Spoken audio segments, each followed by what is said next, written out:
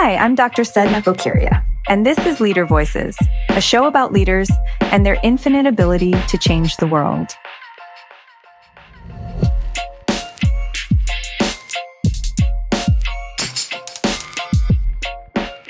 Each episode in LeaderVoices, we dig into stories and sparks from for-purpose leaders, coaches, comedians, luminaries, and everyday heroes from around the globe.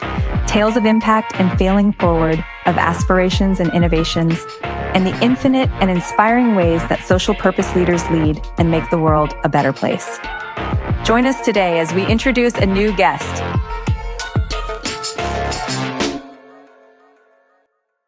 It is my distinct pleasure to welcome our next guest to LeaderVoices. Please welcome Dr. Winnie Pak. She has an incredible background with over 20 years of pharmaceutical experience. She focuses on clinical trials, specifically in the recruitment space in the neurodegenerative therapeutic area. I'm really excited to bring her on specifically because of her attention in the neurodegenerative space and really her innovative approach to thinking about it in a forward manner. And it's a topic that I'm passionate about as a daughter and as a person who's in the healthcare sector. And I'm just really excited to bring her on the show. So please welcome Dr. Pak. Thank you so much, Sadhna. I'm so happy to be here. Well, thank you for joining us. Like I said, you have a lot of experience specifically in clinical trial recruitment across multiple indications, and your focus is really on neurodegenerative diseases. And I think one of the things that we should kind of kick off with is you are the head of strategy at a company called Elevated Clinical, which specializes in this sector. And I think it would be just a great space for you to tell us a little bit about what your company does and how it is approaching neurodegeneration differently. Just to kind of set the stage, my background, I got my PhD in neuroscience, and that all culminated from watching my grandmother, kind of dealing with Alzheimer's, and then my family, kind of gathering around and supporting her after her diagnosis, and then really through her 10 plus years living in a nursing home. And so this was while I was just starting college. And so I really wanted to do something about it. Like there was really nothing at that point in time therapeutic wise. And even back then, this was late 90s. And so I'm dating myself now, but at that time, there wasn't really diagnostic wise, what is Alzheimer's? And people threw around the word Alzheimer's, but there was no true diagnosis until postmortem. And so it really was, we've kind of eliminated everything else. We think it's Alzheimer's. And unless you want to do an autopsy later, we just kind of assume that it's Alzheimer's. Kind of fast forward to now, we have all these diagnostic tools, and, we can go into a little more detail later on. But, what had me start Elevated Clinical was really utilizing all the experience that I've gathered in the 20 plus years in drug development, from rare diseases to Parkinson's psychosis to Alzheimer's disease, really kind of looking at in the clinical trials and drug development space. There are nuances, obviously, within therapeutic spaces, but a lot of the things within clinical trials really is the same in different areas, right? How do you build the trust with patients where they believe that joining a clinical trial is not going to just help them, right? It is really giving back to community and giving back to society, it might help me, but it really will help society in general. And really kind of building that trust and engaging the scientists who are doing the clinical studies, right? And then really getting them to understand what, your company. So when I was in drug development, what the rationale is, what the scientific approach is, all of those things, and really engaging the principal investigator in the trial and getting them to understand why you're doing the trial, what your company is up to, and then really having them translate that to their patients, right? Because that's their portfolio, right? That their clients, how they make their living is with their patients. And obviously, most of the docs that we associated with, they are really invested in their patients, right? And they care a lot, and they've seen them through a lot of, a lot of them from, their primary care from when they were much younger, following through them to now where they might be in the neurodegenerative space now, right? And so they've taken care of these patients for a very long time, and they know their families. And so they're part of the family, a lot of them, right? And so for the principal investigator, the doctors, to feel comfortable sharing your study with their patients who are now their families, they really need to believe in what your company is doing. And really is within medical affairs, that's what I was really telling the story of, right? Like the rationale and the mission and the vision behind the companies. And so now starting on my own is really conveying that to the different companies. Like, well, kind of strip everything back, right? Take away the money aspect, all the things that, obviously needs to be in place because you need to keep the company going. It is a for-profit institution, but stripping all of that back. Why was the company started? Like, what is the rationale? And then then go into what is the study? What do you want to accomplish with your study? If this drug were to come to market, what does it look like to you? What does your company make available to the patients, to the community, to society? Because it's not just the company, right? There's a lot of heart and energy and resources that go into clinical trials outside of the company itself, right? Because the company won't go anywhere without the patients. And so really is this whole ecosystem and getting everyone to understand their parts and then building the trust that everyone is doing what is best for the sum of the parts, not just their individual parts of their journey, right? So it's not always easy. I'm just going to say that. Having those conversations, sometimes it's fruitful and sometimes people go, well, yeah, whatever. We need to focus on what makes money right now. And I understand, of course. I mean, this is, again, for-profit institution. But then I think, what makes something work is really understanding your purpose, right? And then it's not just, we've heard a lot about that for individuals and for companies, but for even society and whatever path you're going, you really need to understand, well, why are you doing it, right? Because, just doing it for money or whatever, it is going to take you just so far. Certain motivations will carry you a little further, right? And so really understanding what your purpose is. And it could be something as simple as, like I want to find some respite for patients, caregivers, right? Because I understand what it is to be a caregiver and just to have a few hours of alone time and not having to care for your loved one. That might be it. Like, that's all I want to provide for my community. And whatever that purpose is, and you're driven by that, however big or small, as long as you're driven by it. And then it's really just having everyone understand from their perspective, like what they can contribute to the journey, right? And so that's all kind of to say elevated clinical is kind of right now all over the place, right? Because I just started it in July. And really, I'm trying to kind of boil down what is, going back to the purpose, boil down what is important to me. Early diagnosis is important to me. Like I said, going back to rare diseases, and now neurodegenerative diseases. Obviously, a progressive disease, you want to go as early as possible, right? Because especially for something like Alzheimer's, once you lose those brain cells, they're not coming back. So it's not like, well, we'll just kind of hit it hard when we do discover it. It doesn't really work that way, right? The sooner we can actually detect a disease, the better. And so that's kind of my focus right now, is really getting people to understand, like, it's not, well, kind of go at it at our own pace, but it really is there's an urgency to detecting the disease. And so really putting the onus on both the patients themselves, their caregivers, and their first line docs, right? And which is their primary care physicians, to really recognize some of those symptoms. Yeah, so I have so much.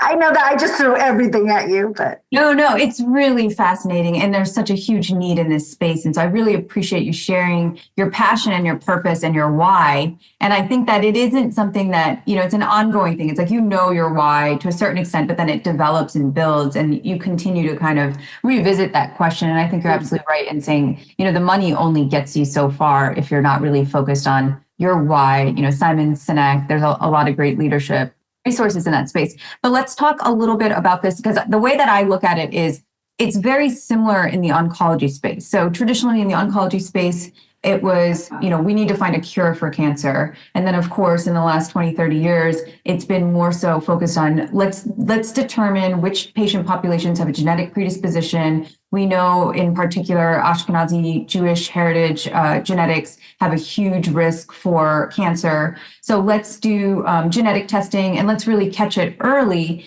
to focus on prevention and preventative care compared to a reactive approach. And so number one, when we're talking about neurodegenerative diseases, I think that part of it is, it's so hard as a human being to say, I don't remember this, or I'm worried. It's so terrifying to think that your mind is not as sharp, especially as you're aging. Like just as a normal aging, you're kind of like, oh my gosh, like, is this an age thing that I can't remember this? Because you know what I mean? So when you're actually in that space where you actually need medical attention because of neurodegeneration, and you have the caregiver element where there's that relationship, and there's also this kind of psychology of, is it appropriate for me to question whether my partner's brain is going? And I'm laughing about it, but you understand what I'm saying? Like there's absolutely vulnerability to it. So tell me. Yeah, there's so much to unpack in just what you just said, right? There's a stigma. I mean, our mind is kind of like, for me, it's kind of my most prized possession, right? Because, memories and being able to be independent, those are all me, right? Aspects of me that, dementia and Alzheimer's, neurodegenerative diseases kind of take a lot of that away, that parts of me, right? And so it is a very tough conversation. And, there's so many different aspects to getting diagnosed, right? And nothing more important than you yourself kind of just facing and go, you know what? Let's just see if this is something. And then like bring it up to your doc, right? And in your annual visit, hey, I've been having, kind of these random episodes of forgetfulness. And it could be nothing, right? It could be, but it might not be. And if it's something caught early, now we have therapies, at least, first generation therapies that might be helpful in slowing the progression of Alzheimer's.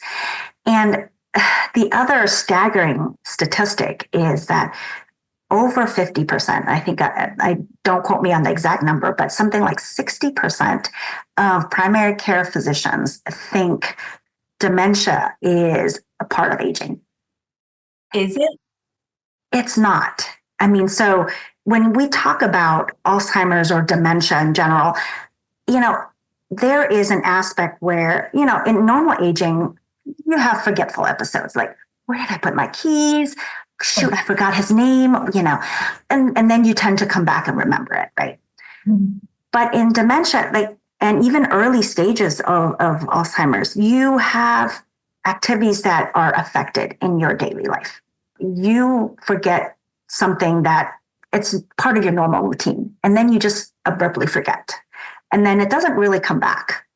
Or it might come back but something else pops up. Or as things progress, you no longer are able to do activities that you can normally do on a regular basis, right? Driving is one of them, where you get lost in your normal drive. And it's like, well, that isn't quite normal, right? You might forget a turn and you go, oh, shoot, I was supposed to turn there. But then you don't actually get lost on your drive.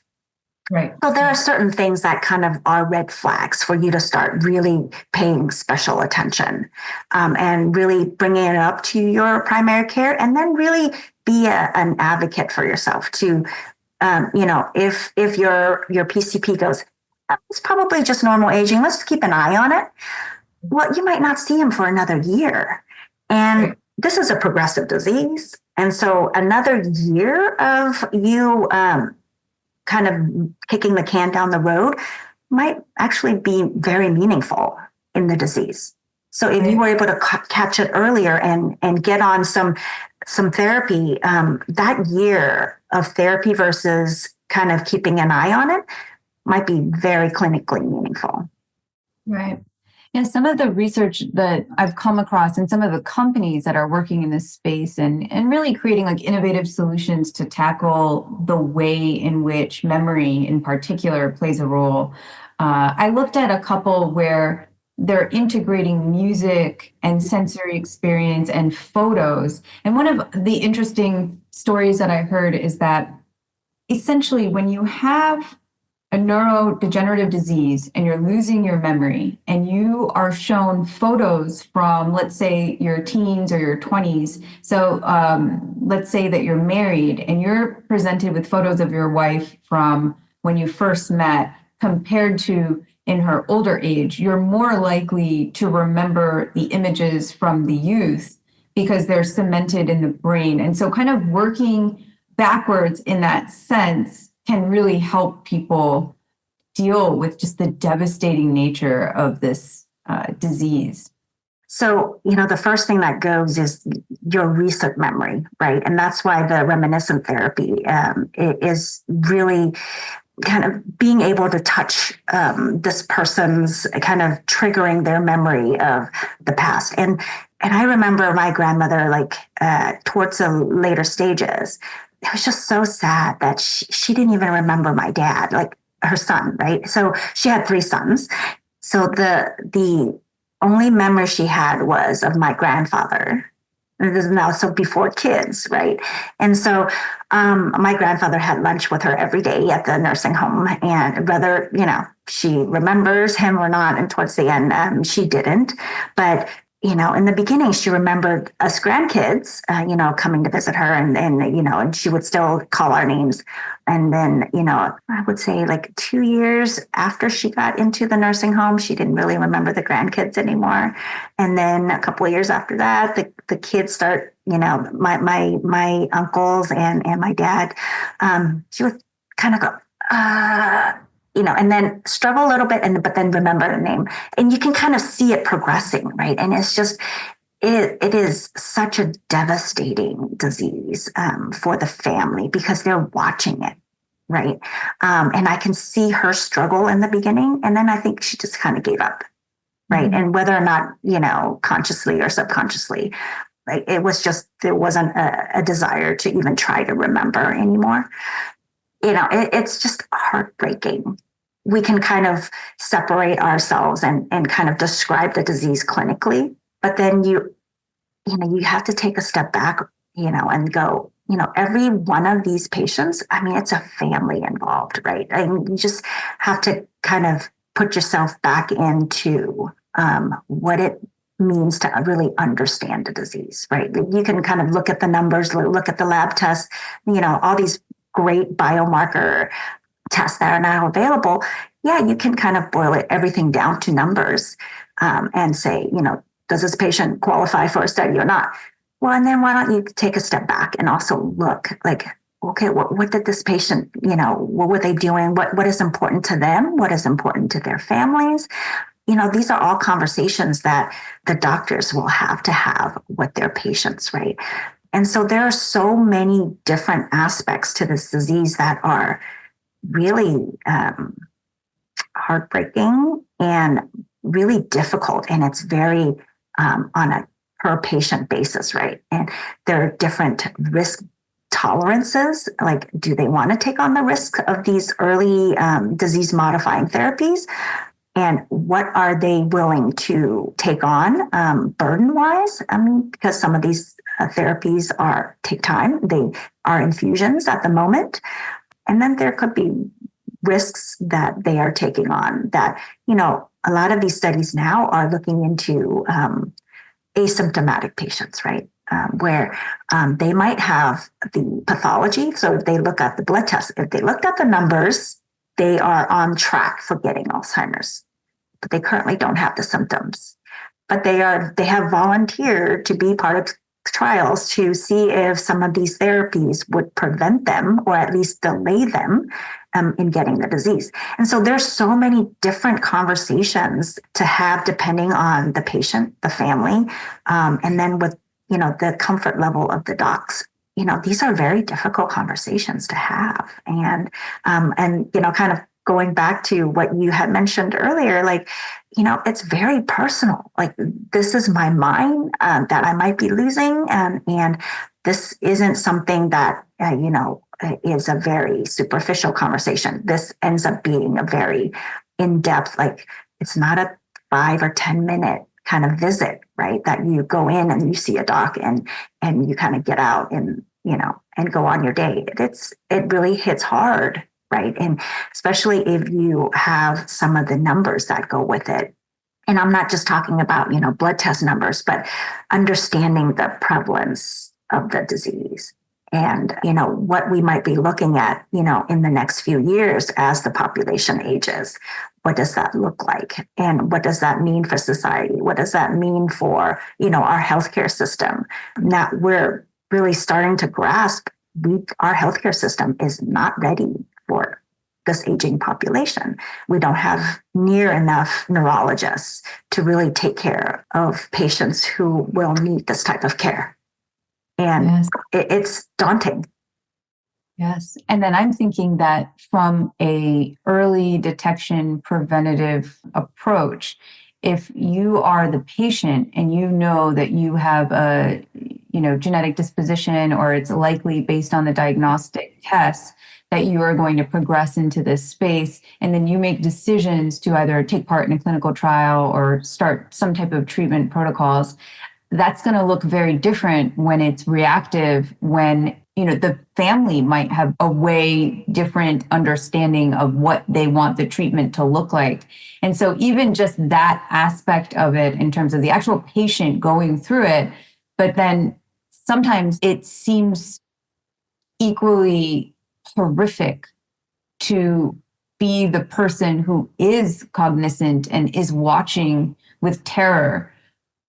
And because there are some genetic background, right, to the disease, family members tend to be pretty frightful, right, having these conversations, especially if you end up getting notified that it is a genetic aspect of the disease, right? So there's definitely early onset parts of, like, say, within Alzheimer's, there's early onset that is really purely genetically based, right? So if you have the genes for it, you're basically going to get Alzheimer's. Now, the more prevalent form of Alzheimer's is what they call the late onset sporadic Alzheimer's, where there's a lot of different aspects, I think, of our lifestyle and genetics kind of all combined. And we haven't fully teased out what all the causative factors are.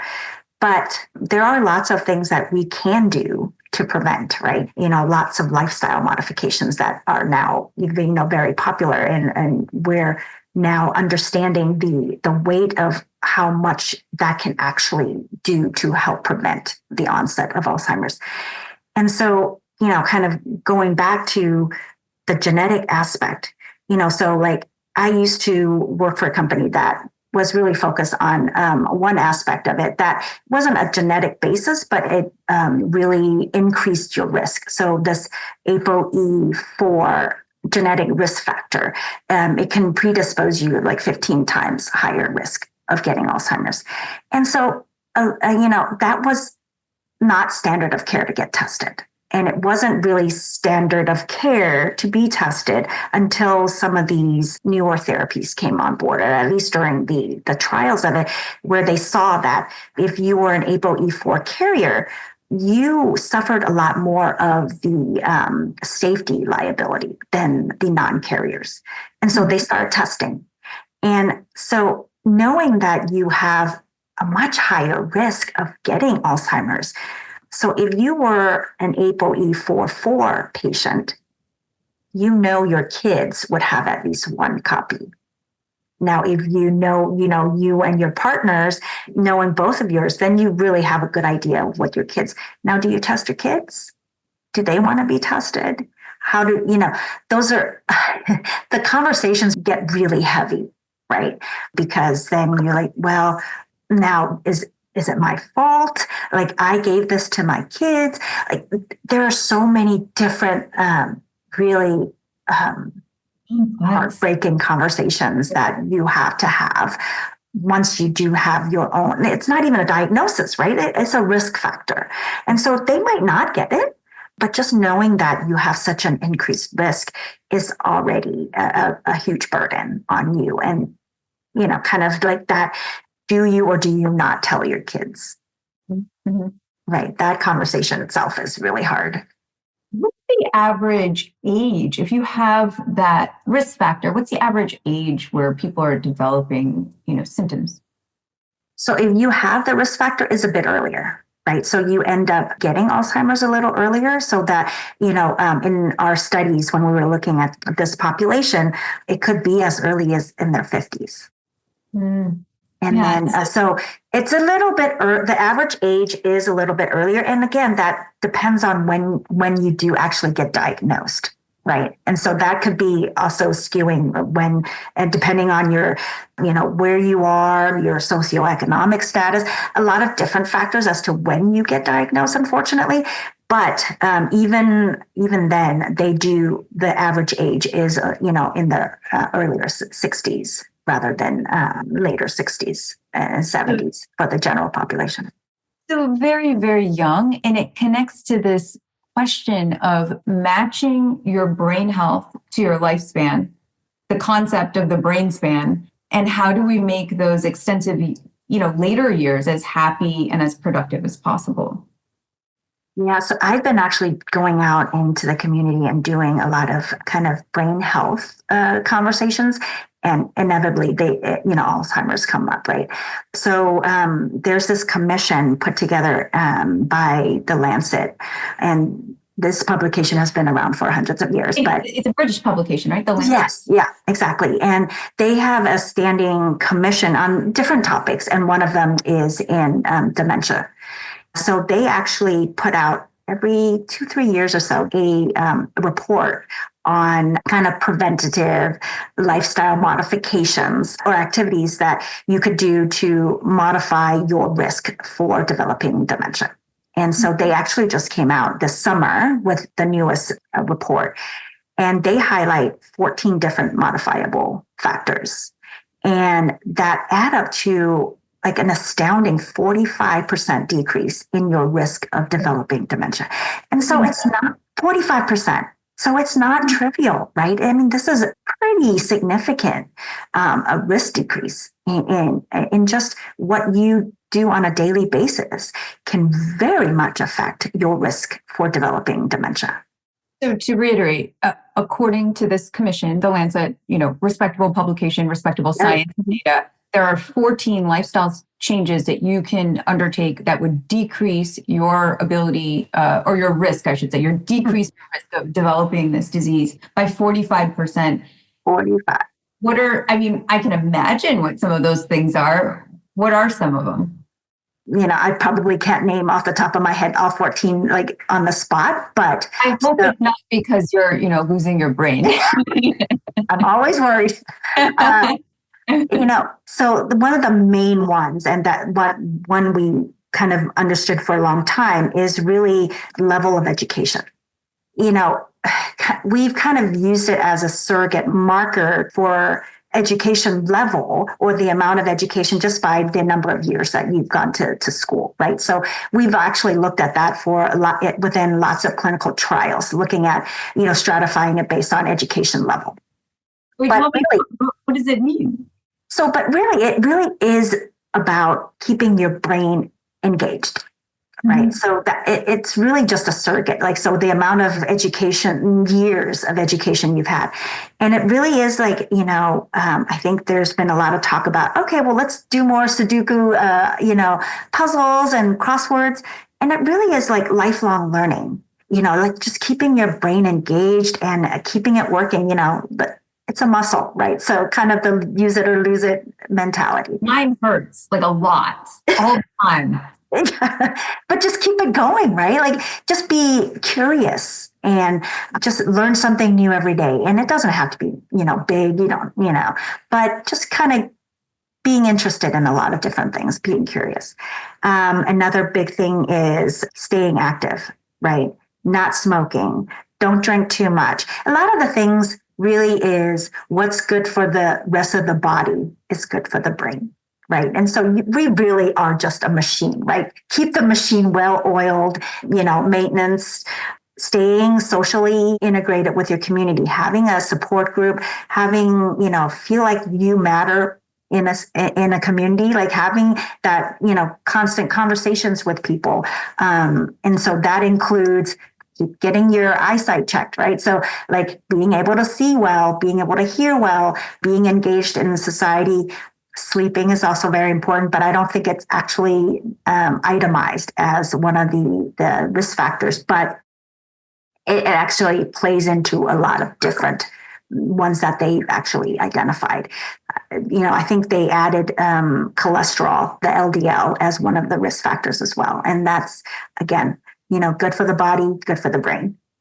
Get your exercise in, get your sleep in, make sure you have a community around you, go out for walks. You've heard of the blue zone. No, tell me. Oh, yeah. really? So there are pockets, in the world where researchers have identified there are huge numbers of people living over 100.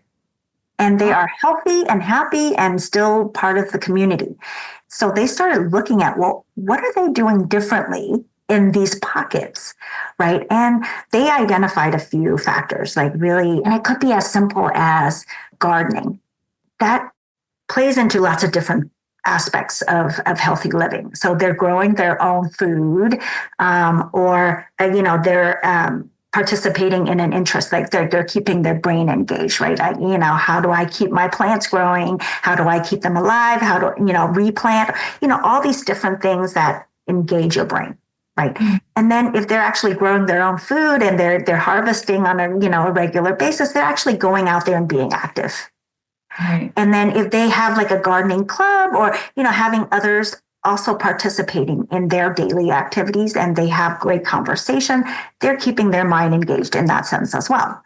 It's not just, I get the food, I get the nourishment, I get the conversation. I'm also staying active, and it's not high impact. It's just kind of a regular keeping your body moving, watching your blood sugar, watching your cholesterol, and all of those things, making sure that you are feeding this machine and taking care of this machine as a whole, right? It is not just focusing on individual things, but holistically, how are we taking care of our body? Right. No, it's really interesting because I can imagine it's a simplification of your routine in many ways. Like many times they'll say, if you're going through something, go back to basics, right? So basics, you are outside, you're physically active, you're intellectually stimulated. If you're gardening and growing your food, you know where it's coming from. It's healthy, it's nutritious. It's very loving as well to like your salad, that that came from the garden, or your fresh eggplant from the garden, your tomatoes. And so it makes sense holistically that would just be, doing wonders for your brain because it's real holistic way of living and kind of going back to basics, surround yourself with people and relationships that are nourishing and loving, don't hang out with people who are jerks, because it's not going to feel good and it will impact your wellness and your cortisol levels, especially. And so I find that, refreshing that there is a lot that people can do to, again, reduce your risk by 45%, which is astonishing. I had no idea. lot of it is kind of intuitive, right? And it's just kind of like, well, and the 14 factors that they actually included were very scientifically robust. And so they added two of them. The last time they published, there were 12, and this time they added two. But it is really a lot of them. It's like, well, why didn't they put sleep in there? Or there's a lot of questions. It's like, well, okay, what do you categorize? Where do you categorize it? And so what they selected to include were really scientifically robust, lots of evidence, lots of data to support each of those aspects that they identified, right? But there's lots of other ones where we know kind of intuitively that if we do that, it's never going to hurt, right? They included the smoking, they included the drinking, alcohol aspect, right? So like there are lots of things that are kind of like, well, duh, right? but they have a lot of now data supporting a lot of these things, right? And so sometimes we don't need the data. We know intuitively what we need to do. But sometimes it's nice to see like, science will show you like, yes, it is what we think it is. Just kind of back us up a little bit. Yeah, it's a healthy reminder, and it validates your good habits and your general joy if you're doing. And then it also validates you when you're saying, hey, no, I don't want to do that because it doesn't feel good for me. There's a reason why it doesn't feel good for you. It's because it's not good for your body, and your body is intelligent enough to reject it. And whether that's social aspect or whether it's drinking alcohol, it's like your body is intelligent enough. So you like pay attention to the signs. I love that. I really appreciate that. And what we'll do is we'll link those 14 elements in the article. So our guests will know, here's a great resource for you to see what the science is showing in terms of the impact of these elements on your wellness. And it's not trivial, and just knowing that, and it's having that in the back of your mind, right? And even if you're not consciously doing something, but perhaps like, do I need that third glass of wine tonight? Perhaps then unconsciously you might just kind of like, oh, well, maybe I'm good, with my 2 glasses today, and as a celebration or whatever it is, it is. Even just little bits, right? Every little bit helps. And so, we don't have to be too hard on ourselves. Obviously, we want to enjoy life, but then, have in the back of my mind, well, what is important to me? I want to be around to see my grandkids, kind of run around and be able to play with them. So like each one of us have individual priorities, right? But, having the knowledge of what we can actually do ourselves to decrease risk and, really help with the brain health, the brain span is going to, hopefully pay dividends at the end. Yes. Well, thank you so much for joining us. We are so grateful, and we hope to have you again. I feel like this is a conversation that deserves to be revisited, and to also keep up to date on some of the incredible work that you're doing at your company and the ways in which you're partnering with industry veterans really to improve this sector. And we know, through legislation, through a lot of controversial news articles in the last 5-10 years as to how much weight this space holds and how important it really is for the future of our communities, especially as you mentioned earlier, in terms of like the aging populations and, how are we managing it as a society? What are we doing to focus on our whys? And it's really easy to look at it from a data perspective as a scientist, as a neuroscientist, as you are, but to look at it from a family perspective and what the real weight of that is when you're going through it with your grandmother or with someone else, in the community. So I appreciate your time and your expertise, and I hope that you'll join us again. And thank you. No, thank you so much. I mean, there's a ton of researchers out there that are doing amazing work, in the diagnostic space and the therapeutic space. And so hopefully we can all come together and really make a huge difference in this community and in this therapeutic space. And we've already made huge progress compared to, just a few years ago. And so it's really exciting space to be in right now. So I am happy to come back and give you guys any updates. There's, like I said, lots of things going on, and I hope it keeps going. Yes. So thank you, Dr. Pak. Great to have you on the show. Awesome. And look forward to staying in touch for sure. So thank you so much. Absolutely.